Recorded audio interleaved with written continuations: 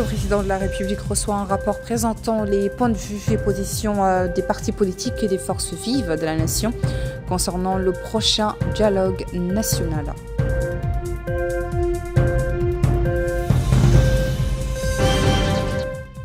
Campagne nationale de sensibilisation autour de la protection des pâturages et la prévention des incendies saisonniers.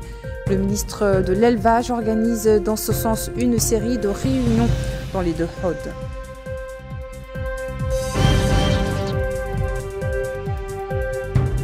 Le ministre du Commerce et du Tourisme supervise le lancement du programme national de classification hôtelière à Nouakchott dans le cadre de l'engagement du département en faveur de la classification et la qualité des installations touristiques.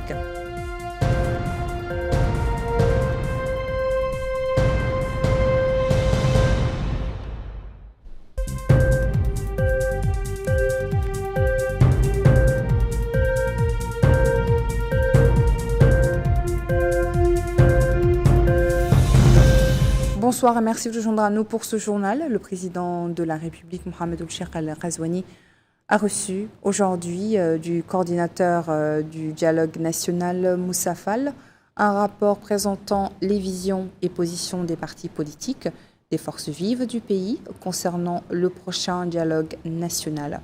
La remise de ce rapport marque la fin de la première phase des préparatifs du dialogue national inclusif, promis par le président de la République dans le cadre de son programme Mon ambition pour la patrie. Mohamed Ould-Cheikh Al-Ghazouani avait souligné au cours du Ramadan dernier l'importance d'organiser un dialogue national global qui aborde toutes les questions qui préoccupent le pays. C'était au cours d'un iftar organisé au palais présidentiel en l'honneur des membres du conseil de supervision de l'institution de l'opposition démocratique, des chefs de partis politiques nationaux et des candidats aux précédentes élections présidentielles. Le ministre de la Justice a effectué aujourd'hui une visite d'information à la prison des femmes d'Arafat, à la prison de Riyad, dans la wilaya de Nouakchott Sud. Objectif, s'enquérir des conditions de détenus et le déroulement du travail dans ces services pénitentiaires. Bokar Balaba. Première étape, prison des femmes implantée dans la Moukata d'Arafat. Sur place, le ministre de la Justice, Mohamed Roussouidat, a été édifié sur les conditions de détention et les moyens déployés afin de faciliter la tâche des équipes en charge de gestion de cette structure pénitentiaire. Seconde étape, l'établissement pénitentiaire et de réinsertion implanté dans la Moukata de Riyad. Là aussi, le ministre de la Justice s'est informé sur le rôle des services pénitentiaires et la manière de réinsérer les détenus. La structure s'affirme comme un modèle en raison du dispositif technique et programme mis en œuvre pour la réinsertion sociale. Au terme de cette tournée, le ministre de la Justice a déclaré avoir eu des connaissances des efforts qualitatifs déployés par leurs responsables, notamment la prison de Nouakchott Sud, qui est la plus grande en termes de capacité d'accueil et la plus moderne en termes de respect des normes et des systèmes de gestion en vigueur dans le domaine. Mohamed Roussouidat s'est engagé à aplanir toutes les difficultés soulevées dans les plus brefs délais. La visite a aussi donné lieu à une démonstration et une exposition de dispositifs techniques, permettant ainsi aux gestionnaires de la prison de mener à bien leurs activités selon les règles de l'art. Le ministre de l'Élevage a présidé ce matin dans la capitale d'Ayoun une réunion élargie consacrée à l'échange sur les moyens de prévention des incendies, mais également sur la sensibilisation collective, sur l'importance de protéger et de préserver les pâturages des dangers environnementaux causés par des incendies saisonniers. Mohamed Khatat. C'est une réunion élargie avec les éleveurs et les acteurs du secteur qu'a tenu le ministre de l'Élevage, M. Ahmed Ould Mohamed, en compagnie du Wali du Haut El-Gharbi, M. Ahmed Mamadou Kadi, qui s'inscrit dans le cadre de la campagne nationale de sensibilisation contre les feux de brousse, lesquels menacent le couvert végétal et la ressource animale. L'occasion pour le ministre de préciser qu'il a été décidé cette année d'améliorer la stratégie de travail sur laquelle se basait le département de l'environnement en commençant par mener une large campagne de sensibilisation, sachant qu'il n'était pas nécessaire de venir porter conseil aux éleveurs pour protéger le pâturage parce que tout simplement le bétail est le leur et ce pâturage est pour eux. Donc, dit-il, ils auraient dû avoir plus d'intérêt à le protéger que les systèmes de l'État qui les aideraient dans autre chose que ce que la nature leur offre.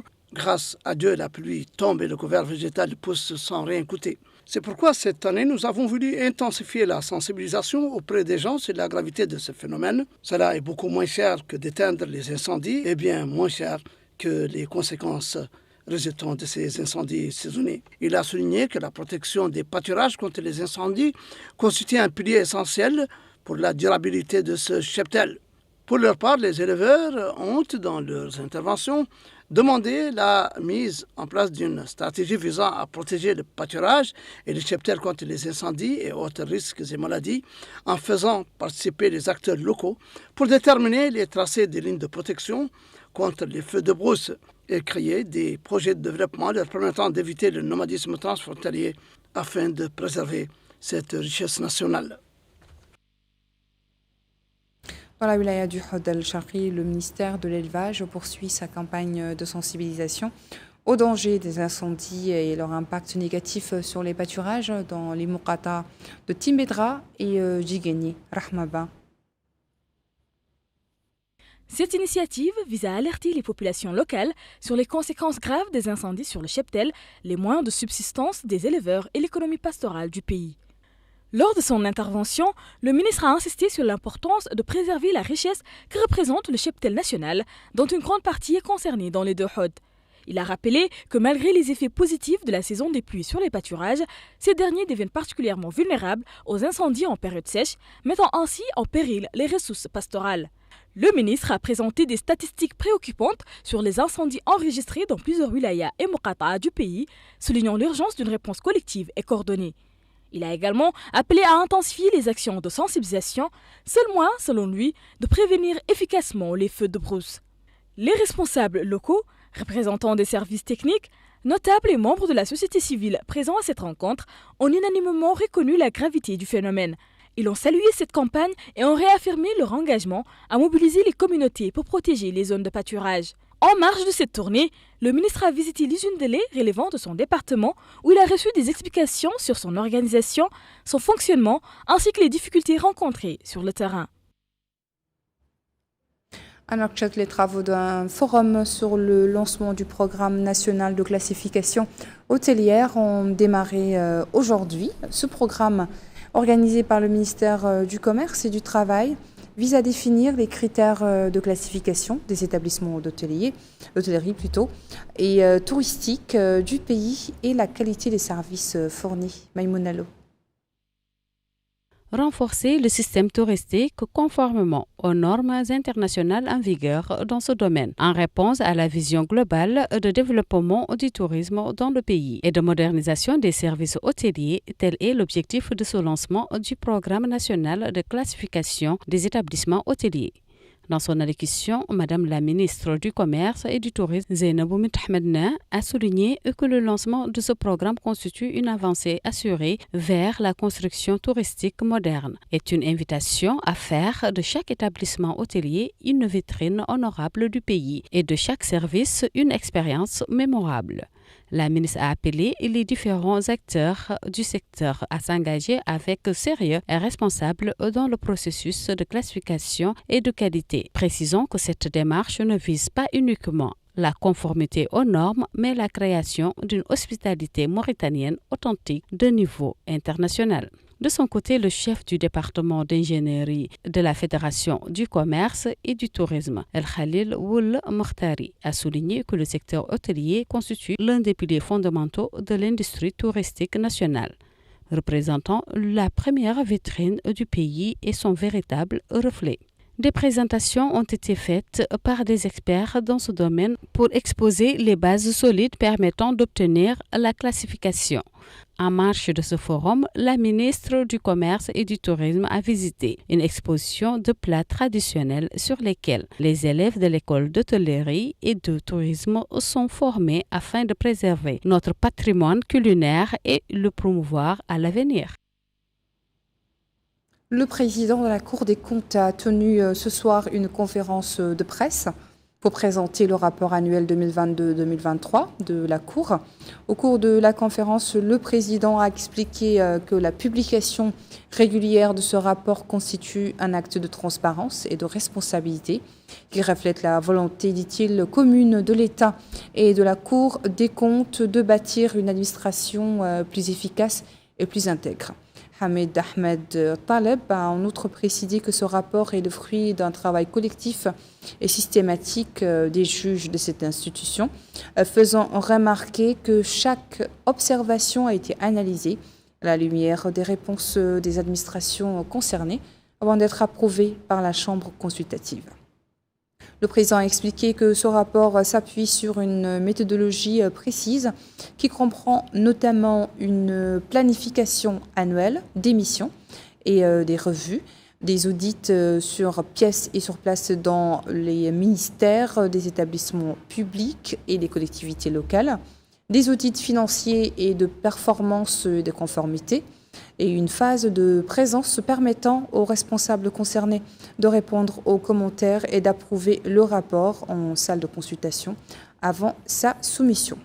Et le président de la Cour de préciser que le rapport annuel 2022-2023 couvre 2 exercices et met en évidence les points suivants: déficience dans le recouvrement des recettes et retard dans l'exécution du budget, infractions dans les marchés publics liées à des irrégularités administratives plutôt qu'à des actes frauduleux, faiblesse du contrôle interne et manque de coordination entre certaines entités. Notre ambassadeur à Monaco, Mohamed Yahya Teis, a présenté aujourd'hui ses lettres de créance au prince Albert II de Monaco en sa qualité d'ambassadeur extraordinaire et plénipotentiaire non résident.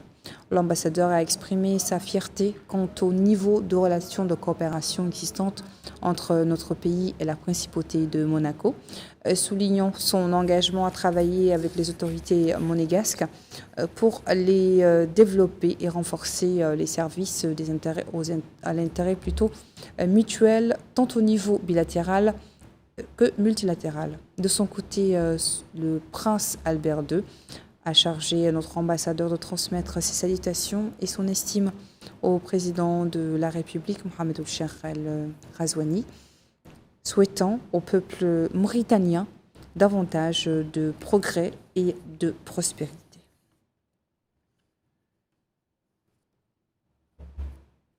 L'ONG pour le développement et l'action bénévole a organisé aujourd'hui à Nouakchott une cérémonie de distribution de 1000 cartables pour les orphelins fournis par l'association de bienfaisance de Sharjah sous la supervision de l'ambassade des Émirats arabes unis en Mauritanie à l'occasion de la rentrée scolaire. Le président de l'association Badar Bonem Gouar a exprimé que son département, son organisation organise de telles distributions à chaque rentrée scolaire en coopération avec l'association de bienfaisance de Sharjah, notant que le nombre d'orphelins bénéficiant de cette intervention augmente chaque année.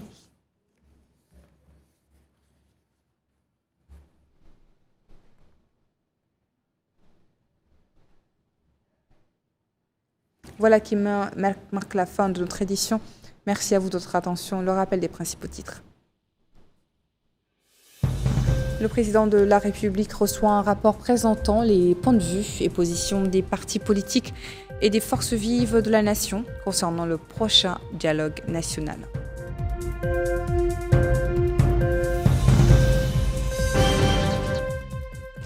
Campagne nationale de sensibilisation autour de la protection des pâturages et la prévention des incendies saisonniers. Le ministre de l'Élevage organise dans ce sens une série de réunions dans les deux hôtes.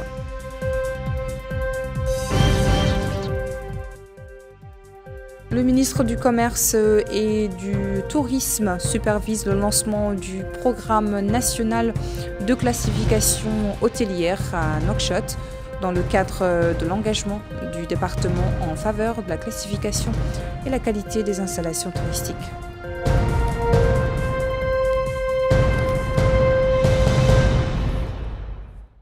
Merci et je vous souhaite à tous une excellente semaine en compagnie des programmes d'Aide Mauritania. Bonne soirée.